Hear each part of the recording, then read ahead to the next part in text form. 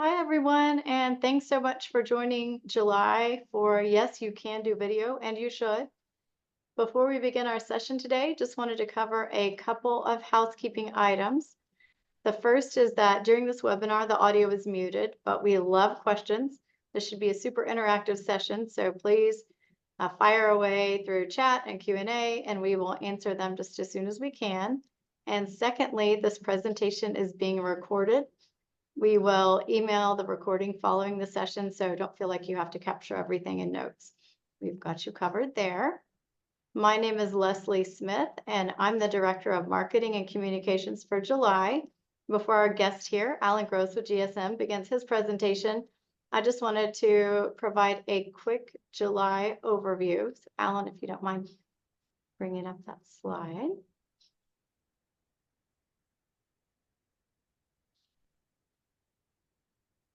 And one more. We were founded in 1994 and we are privately owned. And some of you may know this, but others may not. We have a growing national sales team to help you with prospecting, selling, and plan design. We are very hands-on when it comes to helping advisors win retirement plan business. And we have the deep technical expertise to help you win new business and manage your existing business. We ensure you work with highly qualified industry experts.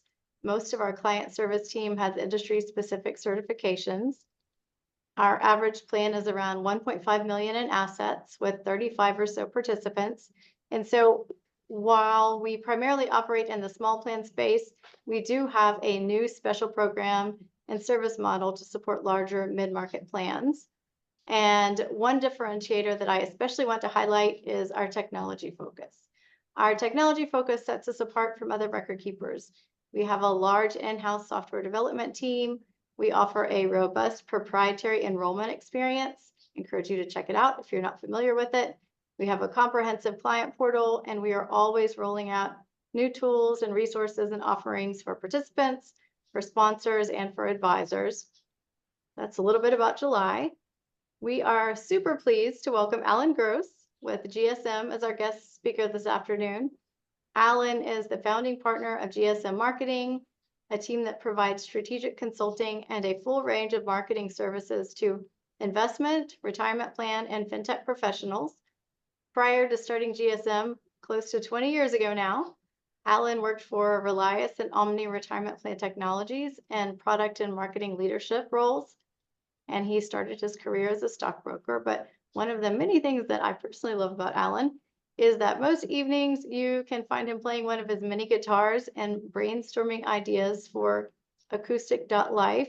It's a website connecting his passion for music and support for arts education. So we have a Renaissance man among us to educate everybody on videos. Thank you, Alan. Leslie, thank you. And thank you all for joining us today. There are a lot of topics that frankly we enjoy talking about. None that frankly that eclipses this one in terms of relevance and sheer passion. And yes,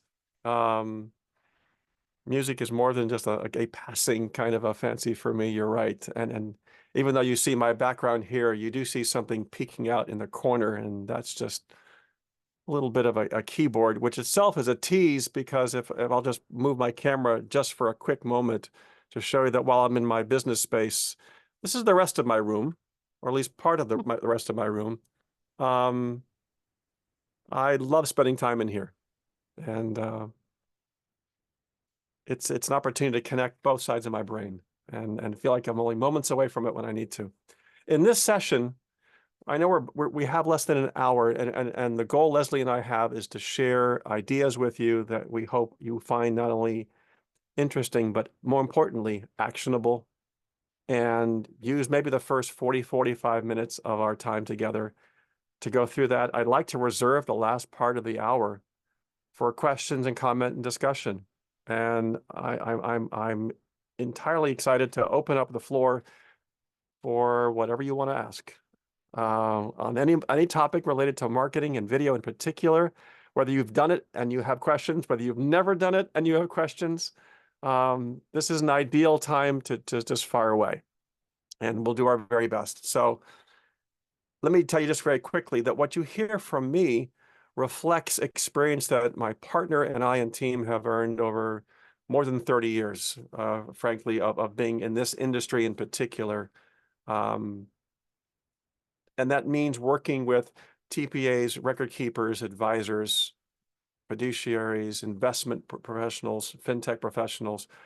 We've had the opportunity to be fractional CMO and team for a lot of folks, and we do a lot of things. And this is not to sell you on them, but to tell you we have such a broad interest in creating good content and being relevant that when we talk about video, it comes from our distilled observation of doing a lot of things and frankly, learning. We've done some things very well. We've made some mistakes. We've learned from them over many years. And I'm here to help you take next steps that I hope will be timely to you and your firms. The question, of course, why video, why now? Well, the title of the session is, yes, you can do video and you should. There is an implicit expectation that everybody here has probably figured it out that we probably should. We're all consumers of it, whether we're watching video on YouTube, on Instagram, on TikTok, on Facebook, on LinkedIn. It's literally everywhere, and there's more content being uploaded every hour of every day than has ever happened in the history of the world.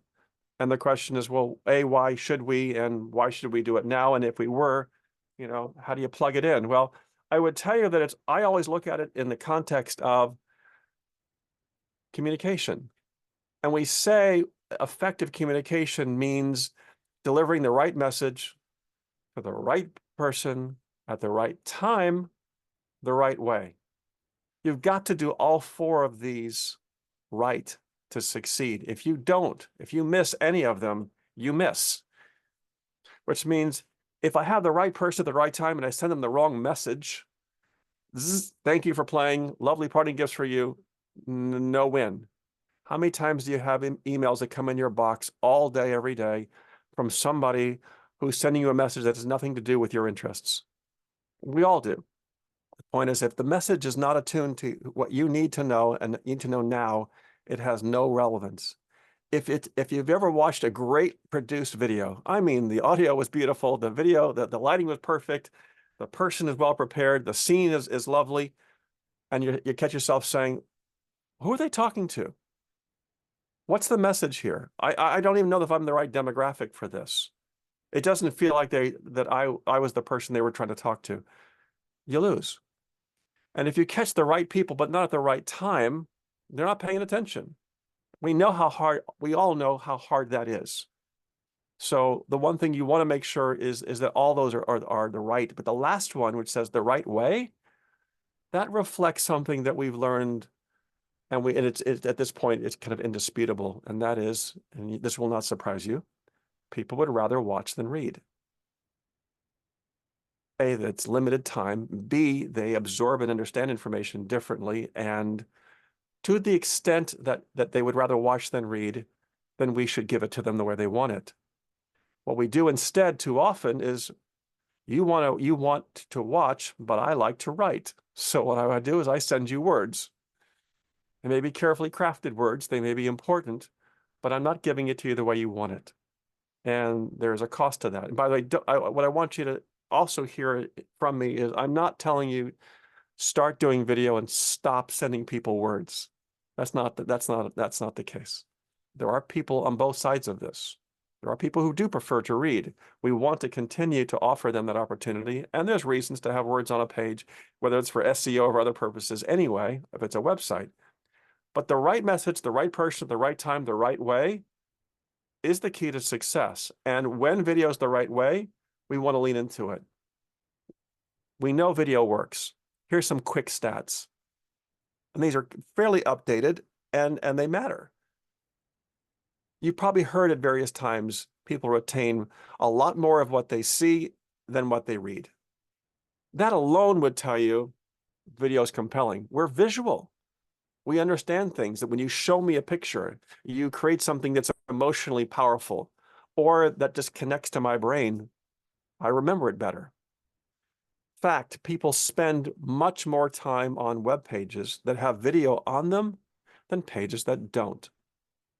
This is of course, a generalization, but it's also an important one because it tells us that to the extent that we can create relevant, timely, interesting content, when people arrive at a page, we spent all this time and trouble and effort and sometimes money to get them to come to a web page.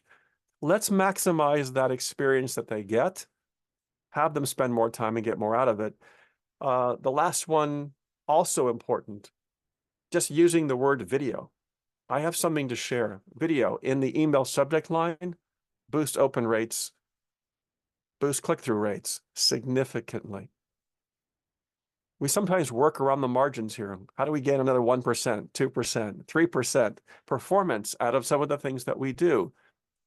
And the answer might be stop thinking incrementally and think more concretely about doing things that have the potential to really move the needle. Now, I'm not talking about doing things abstractly, and I certainly don't mean to be manipulative. I'm saying if I have video in the subject line because that's the primary purpose of my reach. When we do email campaigns, our notion is we're not here to use your email inbox as a place to tell you a lot of information. Email clients, email programs themselves are not really great readers, if you will, or experiences. I have something that I hope is in fact, as you refer back to what I just said a moment ago about reaching the right people at the right time, the right way. Well, what I'm saying is that when I do reach out to you, I'm saying I have something that's timely and relevant to you. Read it, watch it, download it, sign up for it on our website. Why? Because it's the best place we can present it. It also fits into the ecosystem of other things we want to share with you and that matter. And it's the one place we have a much better chance to track what your actual interests are so that we can segment and personalize and customize future content to you that matters to you. So we move on. 2, it is a great way to differentiate your brand and your story and your message. What I'm really saying is that if I told you a message that had 300 words in it, that's about a page, by the way, in Word for Windows, 250, 300 words. If I used the same words and spoke them to you in the form of a script, the impression you have of it and of my brand and of my conviction and of my personality is vastly different than you reading the same words on a page and trying to figure out what does that mean to you. 3, it's a first impression. And we think about what's the power of first impressions?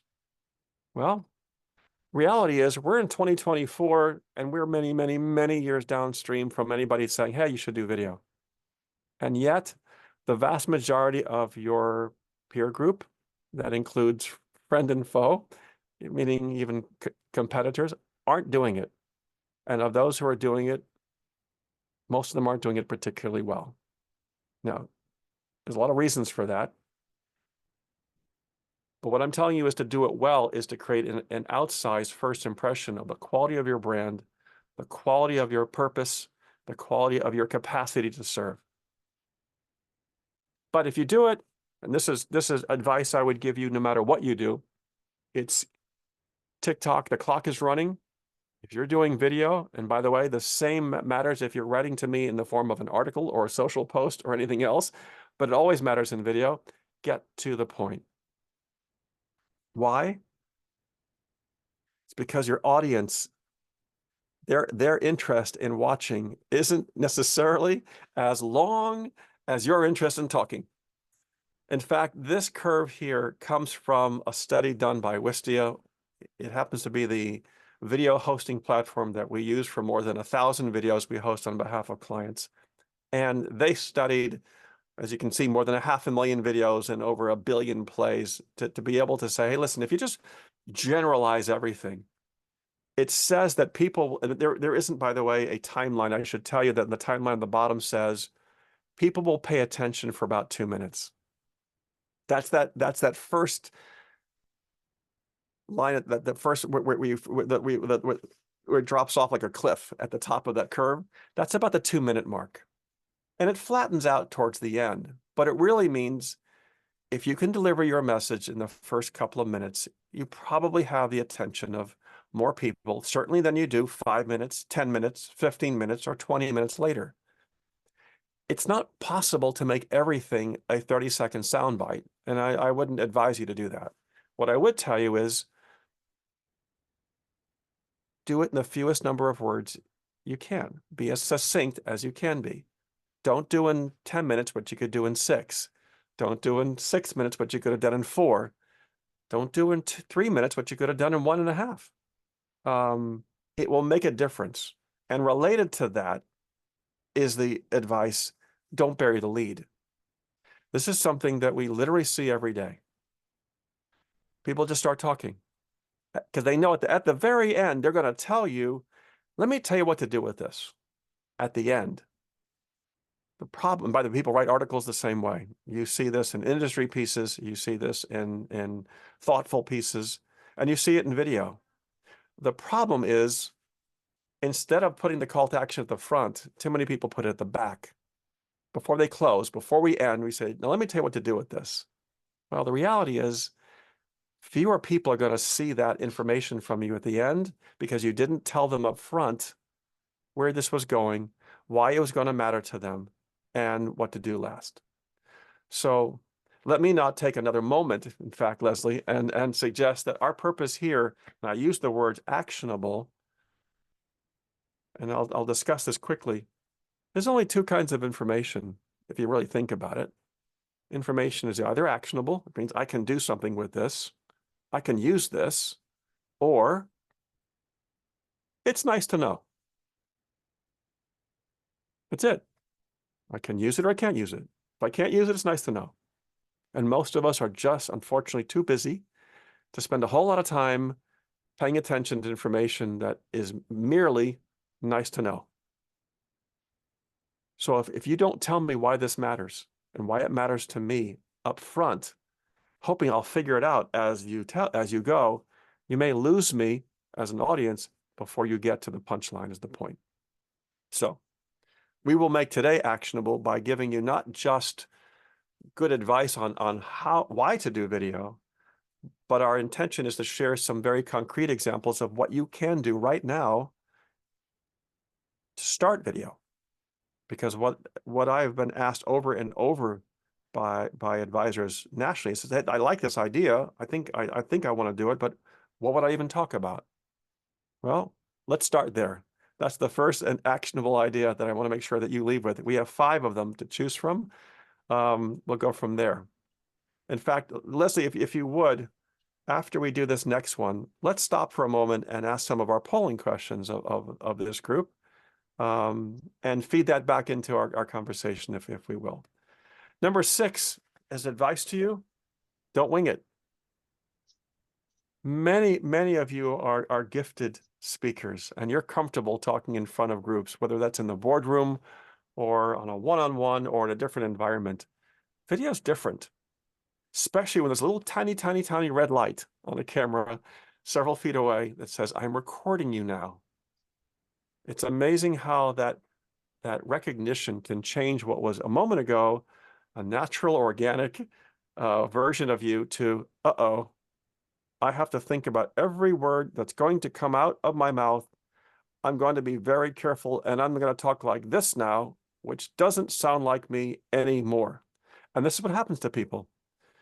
The camera just steals that authenticity, that sense of who they were, because they're winging it.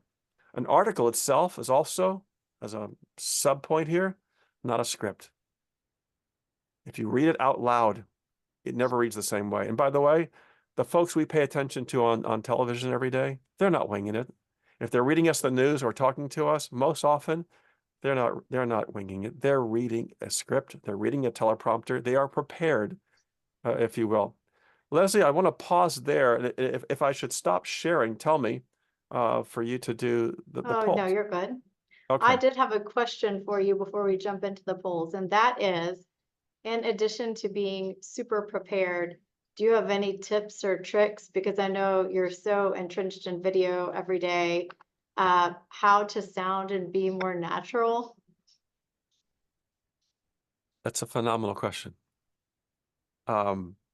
We we have a kind of a tagline, and you'll see it later in this deck. It's authentic, absolutely. Brand worthy, always. Which means you do have to sound natural. You have to sound like you. In fact, you have to be you. But it can be difficult for folks to get to that place. And when I mentor, when I coach, when I direct clients, I will tell you that very often that's exactly what I'm listening for, and that's what I'm looking for is, am I getting you? Because when someone watches this later, they want that eye contact. They want that sense of you talking to them right here in this moment, this way. And if it's not there, they know it. They recognize it, and it doesn't connect, right? So how do you get there? Well, one answer is obvious. I know you'll hear it as obvious, and that is practice. Say the same things 5 times. I promise you, you will not be in the same place. Say it 10 times. Practice it. And I mean to the camera, with the camera recording. And not just today. I've worked with clients who were stiff as a board the first time they got in front of a camera because they were trying to be right. They were trying to be proper, right? The second time we met, the third time we met, the fourth time we met, they'd gotten over it. The camera's there, the lights are there, the background was there. They were no longer paying attention to anything other than we're having a conversation now, which of course is what we're trying to get to, which is also why the most often repeated direction I have, I think, is, that was nice. Let's do it again. It's just my way of saying, I didn't hear you. I didn't see you the way I want to, right? It's hard. I think video is so hard, and I know at July we have ventured into it, and I think we're doing better. And we've used your guidance and just practice and trial and error. But to all the advisors listening, it seems just like a no-brainer, so easy, just wing it, but you can't, and it's tricky. So with that, I think we'll go ahead and launch Good. polls and see where everybody is today with the video. So there are Great. 4 questions, and if you could just take a little time. And first question relates to your experience with video. I imagine some of you have done more than one. Maybe others are contemplating it for the first time. If so, great. Certainly interested in understanding who you see as the primary audience. And I realize you may see more than one of these as interesting to you, but I'm going to ask you, just for the sake of our quick poll here, just to pick one that you would say, well, if I had the opportunity to, I would say this one's probably greatest priority. And it's certainly when it comes to producing video, there's a lot to be said for having a good process. Do you have one today? I think it's essential. And I think, Leslie, what you were asking me about a moment ago about how do you come across, that way practice is one, not winging it and having some preparation is a component of that process. Having a good setup that you can rely on and create a repeatable, excellent, brand-worthy version of you is all part of that idea, certainly. That last question, you can just touch on for a moment. We're going to talk about this a little bit later. When we talk about making these actionable, there are several different ideas. We'll talk about each of these individually because there's some subpoints to it. But maybe if you would just take a moment to just pick the one that just speaks to you first. You're not sticking you with it. I'm just interested in just kind of a pulse of which one of these just off the cuff kind of sounds like, yeah, that's me. That kind of speaks to me. And I know, Alan, you're going to describe some of these in a little more detail, so Sure. definitely won't hold you to it. But we'll go ahead and end the poll. I think almost everybody's participated, and share the results so that everyone can see. All right. All right. So for first question, a little more than half of you are thinking about video for the first time. Maybe you're convinced, maybe you're not convinced, but perhaps your curiosity is piqued enough to say, okay, I'll pay attention. A few of you have done many, awesome. And then some of you done a few, cool. As far as audience, I think it's really important to recognize that by the way, we expected prospects and clients to be, I think, dominant. I wasn't sure in asking this question with Leslie, which would get favor, prospects versus clients. Certainly you could argue that creating great video for prospects certainly leads to incremental revenue, incremental AUM, incremental value, where satisfying the needs of clients may be part of relationship, building and in relationship maintenance, also important, but on a different frequency from there too, right? Process. I'm excited to see that some of you have a process. I think that is, as I said, essential. We'll talk more about that. For the many of you who are contemplating this, who honestly don't have one yet, then my goal is to be helpful to you, and helping you take some next steps that help you establish a process you can work with. And by the way, that's true whether you hire anybody else to do it with you or not, whether you do it on your own, whether you do it internally, whether you do it with a partner. I think that's important. As far as the themes, very interesting to think that you might think of themes or topical ideas first. I think there's value in all of these series, and we'll talk through them briefly because I think that's the idea. But this last question speaks to, how do you make this actionable? How do you take it forward? And how do you create a continuum of output that feeds this all year and isn't just something you do and stop? So thank you for all those answers. Thanks, Leslie. This is great. Yeah, I love the one that I think only got one response, the connecting life lessons to how you work, because I feel like we're in a space that's so many things are similar.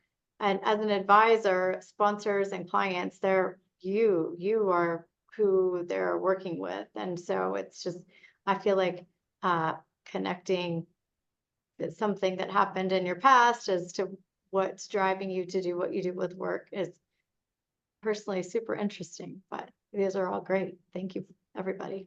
We'll come back to that. Hold that thought. It's a very good idea. Okay. Number 7, make it actionable. Now, as I just mentioned to you, there's only 2 kinds of information to me. It's either information I can use, or it's just nice to know.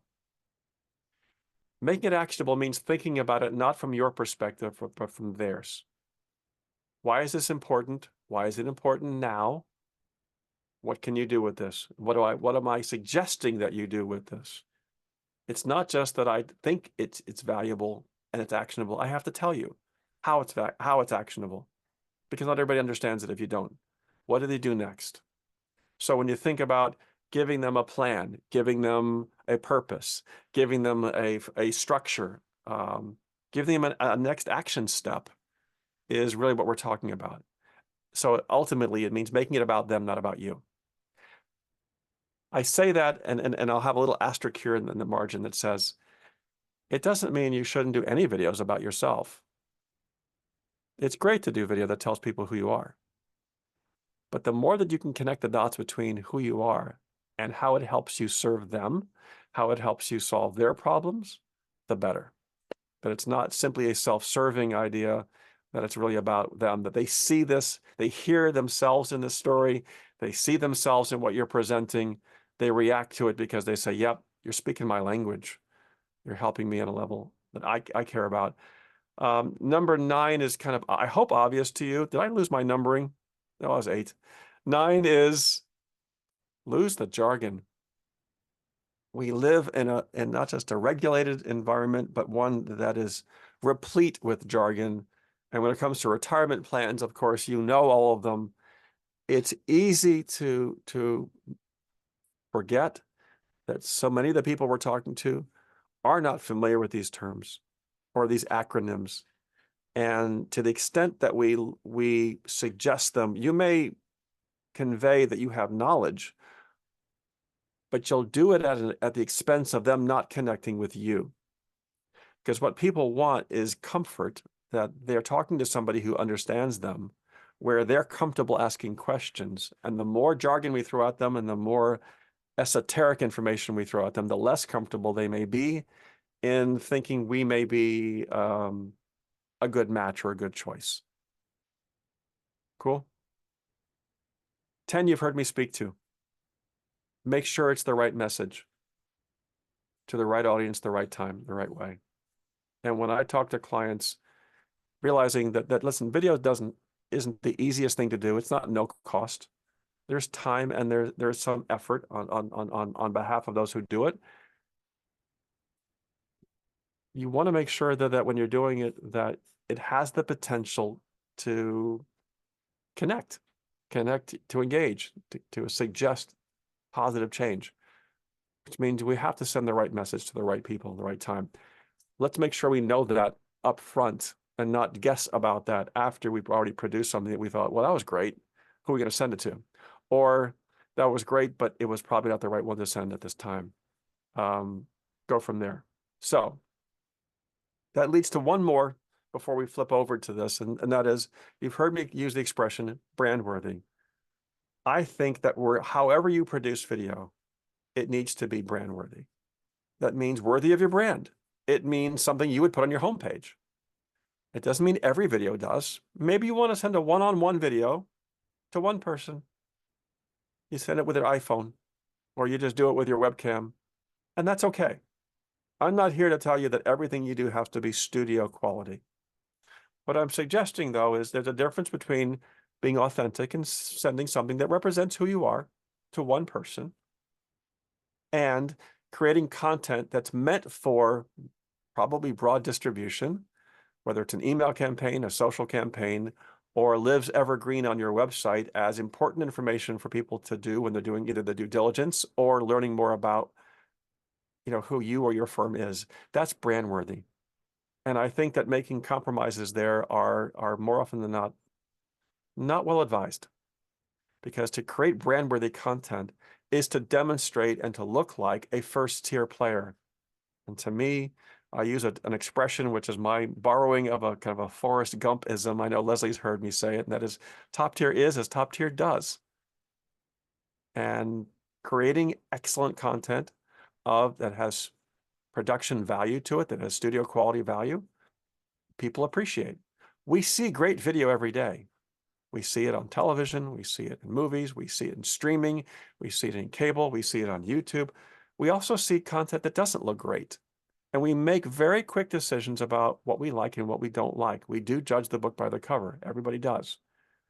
The closer you can get to a standard you call brand worthy, the more likely people are to appreciate it and react positively to it.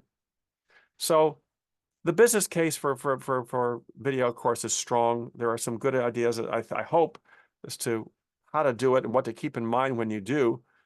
Begging the obvious question, well, why isn't everybody doing it? Well, we've certainly recognized that a lot of folks haven't cracked the code about how to actually make it work for them as a component of their own marketing. Yes, it can be expensive. It doesn't have to be, but it certainly can be. It's also possible that we've met people over and over who said we tried it and didn't work, and we stopped there. Or just realize, you know what, it's just not one of the things we do well, and as a result, we don't know where to start. And I'm hoping that by the time we spend here, I'm helping you bridge from where you are to where you could go next. Because frankly, my goal is to show you ways of doing it that can be successful, that are not expensive, that lead into what is in your wheelhouse, but also lets you decide where it's helpful to have help if that's part of your model to do it that way. So yes, it can be daunting, but it doesn't really have to be. Hey, Alan, before we Yes, jump please. in, we have Yep. a good question. And I love how this is worded. So I'm going to read it because I think it's going to speak to everybody. This person says, I feel ridiculous asking this question. It is highly superficial, but it's an issue for me and I'd like your point of view. There are two reasons I avoid video. One, I don't like the way I look on live camera. And two, I do not love my background or backdrop. For the second point, what are some best practices and ideas regarding backgrounds, backdrops?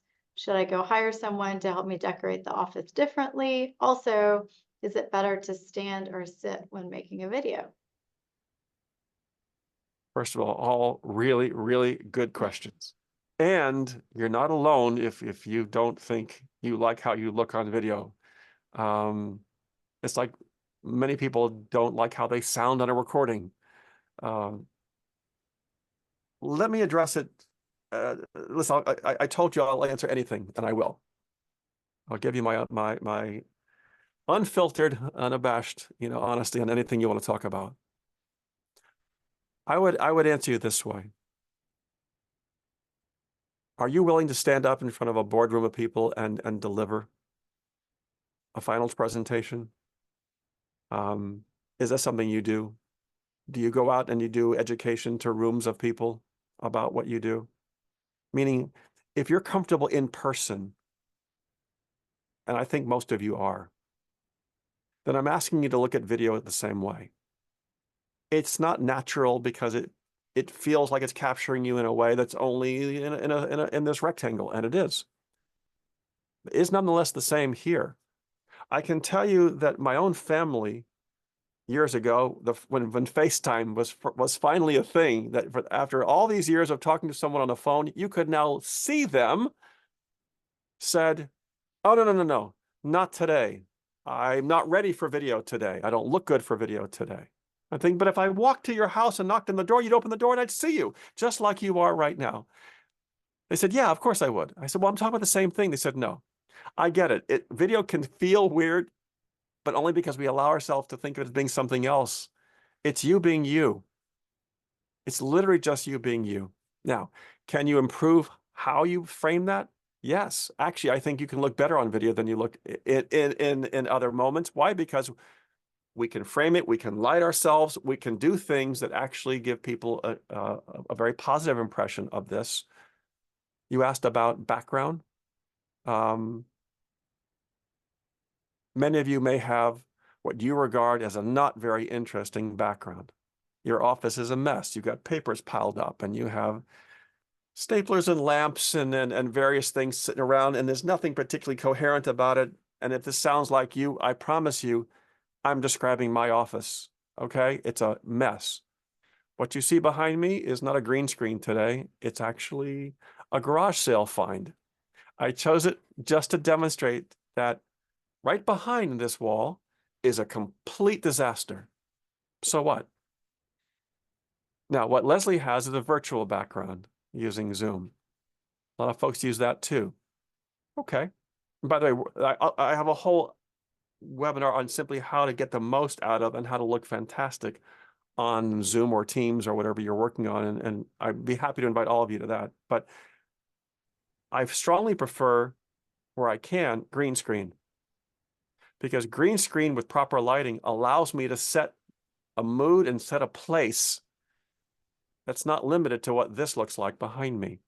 Yes, it's a little bit more work. It's a few more dollars. But if I'm going to do video and I'm going to do it as part of my, and you said prospects, I'm not doing it just to look nice. I'm looking to earn more business with recurring revenue and with recurring value to me over time. And I'm not talking about spending tens or hundreds of thousands of dollars. I'm talking about spending less than $1,000 to have everything I need to do it really well. By the way, I have 3 green screens here. I have one that pulls down from the ceiling, and I have one that sits on a big poles, and one that just pops up when I need it. It's not difficult. And with a little bit of help, I'm telling you, every one of you could do it too. That makes a huge difference. Lighting and a good scene does. Should you spend money or should you have somebody come in and improve your space? Maybe. I've seen some people actually edit their space and really make the background behind them that they use all day, every day, picture perfect. It means you can't touch it. I mean, you can't live in that space. It's when you see a home that's staged and it looks so beautiful, because it's perfect. It's because it's meant to look like that. That's okay. If you want that for your video background, I think that's lovely. I wouldn't tell you not to. I can tell you by a quick example that I met with somebody some time ago, twice in the same day. And he said, "Oh," in the afternoon session, he said, "Oh, I see you've moved from your in-town office to your home office." I had never left my desk. I had been on green screen all day. But it wasn't a virtual green screen. It was an actual green screen, and it was perfect. Nothing moves. It's just me in a scene. What he saw behind me was a nice office space with shelves, and the light was streaming in from the morning light. In the afternoon, I was in a darker room with shelves and I had a different library look, and he thought I'd moved. But it never occurred to him that I had a virtual background or a digital background. He just said, "Oh, I just see you move from one office to the other." When all of us, when we watch television or movies and we see people in places that don't exist, we take them as real because they look real. We don't say that's a great green screen. We just say that's an amazing place. And that's the whole idea, is to be able to do things like that. I will gladly share information with all of you about what we recommend clients use. We've spent a lot of time testing ideas and finding things that are frankly inexpensive, but that work great, that aren't difficult to buy or purchase or set up, and that do really make it possible to do things that are fantastic. And in fact, if you'd like to see, I'll show you examples of what we've done with them. But the whole notion of this is to make it work for you. Did I miss any part of that question, Leslie? Was there more? I think the only other part was, is it better to sit or stand when you're making a video? Okay. I'd say be comfortable, but always understand your posture matters. You do have more energy when you stand than when you sit. People know that. But if you're in a space where standing makes it difficult to get the lighting and to get the microphone and to get to a place where it works, then maybe the answer is you sit. But if you sit, make sure you look like you're standing. How's that? Right? The only reason perhaps I even look like I'm sitting is because I have an obvious high back chair. If I didn't, I might actually look like I'm standing because I like to walk around. But I would tell you that when I record with intention for studio, I stand. Great. Cool. Do we have more? You Or should we know, the continue? other two, I think we should probably get to our great takeaways that are going to And empower then come back everybody to to take these? action. And then come Okay, back to these, because I know you do have a takeaway that we'll send out following with a bunch of specifics on recommendations. ideal. Okay, great. So for starters, to talk about making this actionable, I would say to you, here's 3 strategies to use, right? Now, one is obvious, produce original video. Put your face, your voice, your brand on camera. And whether it's you or it's a brand spokesperson or it's a bunch of you, because I think that sometimes the answer is we have thought leaders and we have interesting voices across our company. Maybe they're in one office or maybe they're across the country. Producing original video as a team and as a group, I think is the most powerful way of expressing this. By the same token, a hybrid, a blend of both, if you will, both meaning the second one, white label, which says, hey, there are some topics that I want to talk to you about because they are germane to my philosophy, to my business purpose, to how we differentiate, to why work with us, to things that frankly, there's nothing off the shelf that speaks to these things. They are core to who we are. On the other hand, there are some topics that none of us own. Example, defining a cash balance plan, or what the Secure Act means today, or opportunities, around design. Meaning, if there are videos that are available to you that speak to these, that you can put your brand on and white label them natively to you, well, those are vastly less expensive and obviously don't require the time to produce what is an equivalent message that people could have Googled to get some of the same kind of information. Instead, they're getting it with your brand and your help. To do a hybrid of both, I think, is very productive and respects budget and time. Cool. So what that breaks down to very simply is this. Original video is really best for unique topics because it allows you to express it with your own message, your own style, your own tone, but with some considerations in terms of how to get it done, right? The advantage of dealing with white label is that for shared topics or non-proprietary topics, they're immediately available and they can help you present a much larger, deeper library of content pretty quickly. They cost a great deal less. You just understand that you have less options to go with them. So we go with that. We've already said information is actionable, or it's just nice to know. And also what I mean by this is making clear to people these 3 things. We say this out loud every day. Why do this? Why do this now? Why do this with you? If you can answer all three of those questions in your marketing, you may not say it overtly in everything you do, but if you can convey what this is, why it matters now, and what to do, you have a much greater chance of people taking action in the form that you want, how you want, when you want, than if you don't. You'll succeed more and you'll win more. And if you don't, you won't. And that's what we found over and over. This is distilled probably 14 years worth of marketing. It says, this is when we win, we know why. When we lose, we know why. Were we clear? Were we strong in this? And the more that we are, the better. In terms of making those series actionable, Leslie and I mentioned to you in the polling, we'd come back to these. The first one, I think, and many of you reacted very positively to this idea. Do a Q&A series focused on a topic or topics you care about. And these are just some of them. I would tell you that fiduciary responsibility or fiduciary roles isn't a video, singular. It's a series. Rather than, and by the way, let me also to suggest something I think you would agree with too, I hope, and that is experience tells us that people would rather watch 10 one-minute movies, 10 one-minute videos than a single 10-minute video. It also gives you 10 pieces of content. It allows you to ask and answer 10 questions individually than to tell you, hey, I have a video and in the next 10 minutes, I'm going to answer 10 questions you have.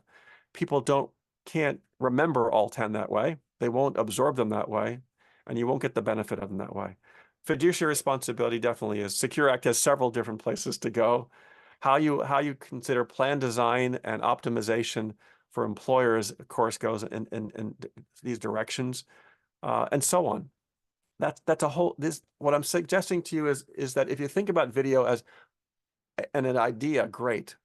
But if you can face the camera and say, okay, we're going to do, maybe it's one session, 2 sessions, or we just do it on an ongoing basis. We're going to try to capture 2 or 3 ideas each time we do. Our purpose is to create a continuum of ideas that we can share. Maybe your purpose is just to share video weekly, bi-weekly, monthly, quarterly, whatever your frequency is. Think about what fits your communication style and frankly, what would help in terms of your outreach. If you're talking to prospects, and many of you said that's our primary audience, well, how often would you want to drip ideas on them that remind them how you think, what matters, and to give them clarity, to break down things that are otherwise mysterious to them or a little, opaque, to say, let me break this down, let me make this easy. Giving them an understanding that you're a go-to, not just a go-to expert, but you're approachable. Second idea, we talked about this. I think, Leslie, you reacted to this one. A series connecting life lessons to your work. Maybe it's things that you do outside of work, or how you've learned things along your own path, challenges you faced, mistakes you made, or just places you went zigged when you should have zagged. We all have them in our path, but connecting them to, and how does that impact how I think or how I work with people today or how I help them achieve their successes? It's not just, I wouldn't say humanizing. You're all humans. You don't need to be humanized, but I think it makes you relatable. It's more than just talking about facts and figures and plans and ideas that people expect to hear, because at the end of the day, people aren't buying stocks, bonds, and funds and plans. They're buying people. They're buying a relationship. They're going to work with someone who makes them comfortable sharing these details, sharing the questions they've never felt comfortable asking anybody, and even telling bits about themselves that nobody else knows, and sometimes not even their spouses. The more that you can create comfort in terms of who you are as a person, I think it advantages you in terms of your outreach to prospects. Series 3, hey, maybe you want to talk about what investors get wrong about investing. That's not a short list, by the way.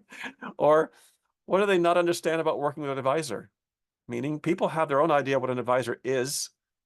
How many times you talk to someone who they've never had an advisor and their understanding of what they think an advisor isn't actually correct. It's more than it is, or it's a lot less than it is, or just different. Well, helping them understand what you actually do, how to set expectations, how to help them understand why so many folks rely on you, and how you work in collaboration and how you work in partnership with people to get them, get the most out of this experience, can itself be a really interesting way of talking about this as a topic, right? A series on planning for major life events. There are a lot of folks in our industry today that are themselves gearing up their practices towards transition, knowing that, hey, we can all save throughout our lifetimes, but there are very specific moments and milestones that matter. And if you're not ready for them, you may never get a second chance to optimize those moments. Just talking about them can help people recognize, where am I at this point? Am I prepared? Knowing that many of the folks you reach or want to reach going to say, no, I'm not. Have you thought about this? No, I haven't. Well, the answer is you're not alone, but maybe you should, because there are consequences for not being prepared. And oh, by the way, there are very positive consequences if you are. That's my job, is to help you anticipate them, prepare for them, and get the most out of them, whatever those things are. Because there are so many of them, and I was listing the obvious ones to you, I think of it as a series, right? The fifth one, a series of conversations with partners, meaning colleagues or clients, or just people you happen to know, about their own life experiences, especially as they are relatable to financial success, planning success, life success, in ways that also organically in these conversations give you an opportunity to talk about how you do what you do. It's another angle to helping people understand who you are and how and why these things matter to you. So 5 ideas. My strong suggestion to you is pick one. You may, over a period of time, want to do more of them, and that's awesome. But I'm also suggesting to you that you won't run out of content to create, even if you finish any of these ideas. There's more than these. I just wanted, when Leslie and I were talking about this, we said, well, can we offer a series of ideas that we think are immediately interesting today, that you'd want to lean into, and that if you just called to me today saying, hey, I like this idea of a video, I just don't know where to start, I would tell you, this is my list. Take it for free. Take it and run with it. If you have the ability to do one of these, and one of these speaks to you, go with the one that speaks to you the most loudly, the one that really feels like, yep, that's me. I can really lean into this, because that's the one you're going to do best. There's no question. That's where this comes from. Whether you choose to do this, as I said earlier, on your own, do it with an in-house team, or whether you do it with a partnership, my goal is to be helpful. So if anything that we're talking about in this session today piques your interest, or you'd like to learn more, I absolutely invite you to reach out to me. Meter's not running. You don't have to hire us to chat. I very much appreciate being a partner of July and an extension of their voice on these kinds of ideas, and very much enjoy this. And I hope you can hear it in my own expression of it. It's something I'm genuinely passionate about, and I'm happy to help. If you'd like to learn more about how to do this in a partnered way, to say, listen, I love the idea of it, but this is not in my wheelhouse, or this is not something we can do all by ourselves, or at least not great video, not brand-worthy video, then I'd be more than happy to introduce you to Standout Studio. It is our partnered offering. It looks like the way Leslie and I are on camera today. It's not using Zoom, but it's using remote capture. But the tools themselves, we just dial in what we're looking for. Yes, we want perfect audio. Yes, we want great, lighting and great video. But we're really, really interested in what's the quality of what we have to say, and why does it matter to anybody else? And as I said to you earlier, that expression of gentle direction, which was, that was nice, let's do it again, is part of that idea, which is because we've been in industry a long time. We have a pretty good idea what resonates and what doesn't, and what matters to others and what doesn't. We're excellent at creating content or collaborating on content or being good listeners to challenge, is this going to be effective? Because it's not about putting out stuff that's pretty and sounds good unless it connects. And that's what Standout Studio is all about to do. You'll find it on our website, and I'm more than happy to send you information after this webinar about it too, because at the end of the day, you've heard me say this, it's about being authentic, absolutely. Brand worthy, always. And that's the whole goal to doing this. Check out some examples. I know these links are short. We'll send these out afterwards, but there are examples on our website that you can see. We have information if you're interested in white label, as I mentioned a little bit earlier, to discuss an example of great content that would be helpful to prospect with, especially if you're prospecting on 401k and retirement plans, that kind of an idea. Or if you have custom ideas of things you'd like to visit with, I would be more than happy to address all of these with you. We are fractional CMO and team to a number of folks in industry. We love video. We do produce websites and campaigns and a lot of things that matter. This is where we live, and importantly, we live for this. So I very much appreciate the opportunity to spend time together on this topic. And Leslie, if you'd like to either open the floor up to discussion or return to Q&A, I'd be happy to do it. That's great. So we do have a few more questions. I have a number 4 to add to this, and that is, we've challenged you to do video. Some of you need some help, and some of you may feel empowered to move forward today or this week or this month. And if you tag July and GSM, we would love to comment and like, and then send an email with critiques or online public kudos. So we want to support you in building your practice. So just one more way to move forward and take action with this webinar. So let's see here. We do have a couple more questions related to equipment. One is, do you have a recommendation for a video software or platform? And then also transcription service for compliance purposes. Okay. Video platform really speaks to how do you want to capture, right? If you're doing everything in your own office, you just need a camera and a tripod and good microphones and good lighting, meaning you don't need a platform per se to capture. If you're going to do it with a partner, then you need a platform, but your partner will have a platform to do that. If you're asking, well, we take this video, how do we edit it? What platform do you use? I'm not sure that was or wasn't the question you're asking, but there are many, many good video editing platforms that range from, frankly, very accessible, meaning immediately easy to use. They don't have steep learning curves, but maybe somewhat limited in terms of what they can do, all the way up to professional tools that broadcast people use every day. If you'd like specific examples, please follow up with me on that. Or if you're looking for guidance in terms of your own setup, I'd be more than happy to weigh in on that. Leslie, the second part of that question, if you'll repeat it, please. Sure. The second part was related to the transcription service, right? So for compliance purposes. Sure, of course, it's a very good one.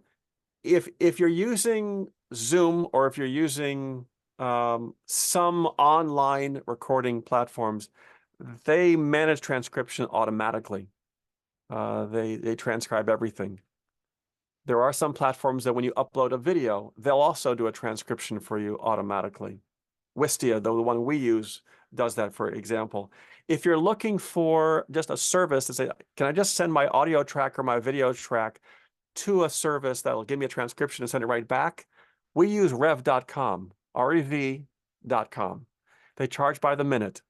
They have an automated, meaning machine learning AI version, and they have a human version, actual people doing it, and they're phenomenal. For short videos, we use the people version because while it's a little bit more money, the truth is we appreciate the perfection, especially if there's multiple speakers, because they get them right. And their understanding of the vocabulary is awesome, even down to the jargon and some of the esoteric stuff that we say.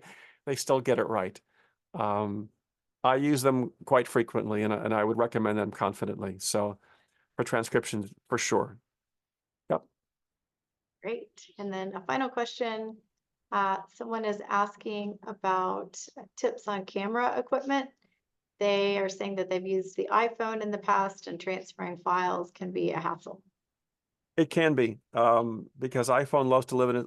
You know, Apple's in its own world, and iPhone devices are difficult, you know, unless you're in that same ecosystem, and not everybody is. And, you know, I have an iPhone, but I have all PC. I don't have Mac stuff. I don't have Apple stuff otherwise. So it doesn't work so well for me either. When it comes to camera, I'll share with you a list that we invite clients to use, and I'll give it to all of you. That is, you don't have to hire us to have the list, if you will. In fact, we're building a new version of this list that'll tell you these are the lights we recommend, the cameras we recommend, the green screens we recommend, the microphones we recommend, all meant to be easy to use, but really of really good quality. And there's more than one, depending upon where you are, but they're all meant to work easily in that regard, and so on. And by the way, we're doing it through kind of an Amazon affiliate page, just for ease. And by the way, if you choose to buy anything through that page, our notion is to take those few dollars that we may ever see from that and support pet shelters and those kinds of ideas, because we're all dog people here, as a matter of fact. So we want to do good and be helpful. We'll share all that information with you. As far as cameras go, though, there are a number of really good 4K cameras today that aren't difficult to work with, and that frankly meet anybody's budget without getting really involved in gear that you don't need. So happy to share more. Great. Well, I think that wraps up our Q&A, and we are just a little over the hour. So I want to thank everybody who joined us, and a lot of people stayed. So thank you. I think this was, personally, I think it was a super helpful session, and you stayed longer than 30 seconds and 1 minute. And we hope you have a great rest of your afternoon. And Alan, thank you as always for such good information and content. It was fun and super helpful. It was great fun. Thanks, everybody. Much appreciated. Thanks. Bye, everybody.